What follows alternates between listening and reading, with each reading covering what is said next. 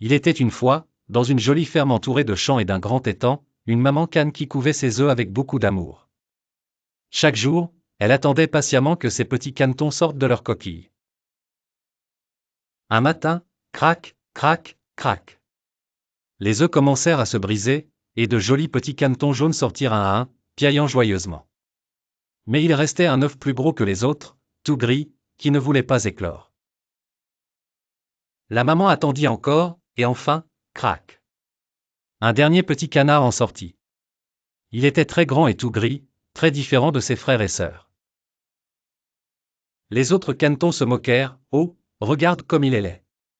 Quel vilain petit canard !» Le pauvre petit baissa la tête, triste et confus. Partout où il allait, les animaux se moquaient de lui et il se sentait rejeté. La ferme entière semblait trop petite pour lui. Alors un matin, le vilain petit canard prit une grande décision, il quitta la ferme pour chercher un endroit où il serait accepté et aimé. Il marcha longtemps, traversant les champs, les forêts et les rivières. Il dormit sous les arbres, se cacha dans les roseaux, et mangea ce qu'il trouvait.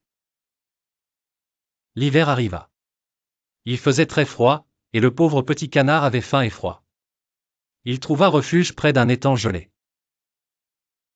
Une gentille fermière le découvrit, le nourrit et le protégea du vent glacial. Mais dès que le printemps revint, le petit canard sentit qu'il devait continuer sa route et découvrir sa véritable place dans le monde. Au printemps, les fleurs refleurissaient, le soleil réchauffait la terre, et le vilain petit canard arriva près d'un grand lac. Là, il vit des oiseaux magnifiques aux plumes blanches et aux longs cous élégants. Il les observa avec admiration.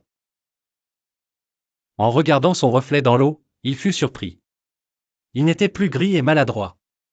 Il était devenu un beau cygne blanc, aussi majestueux et élégant que les autres. Les cygnes l'accueillirent avec gentillesse, et le petit canard, devenu cygne, nagea avec eux. Il était enfin heureux, libre et fier de qui il était. Et depuis ce jour, il sut une grande vérité. Parfois, ceux qui semblent différents ont juste besoin de temps pour montrer leur beauté. Il ne faut jamais juger quelqu'un sur son apparence. Le vilain petit canard n'était plus jamais seul, et il vécut heureux avec ses amis cygnes, nageant dans le lac sous le soleil et les étoiles.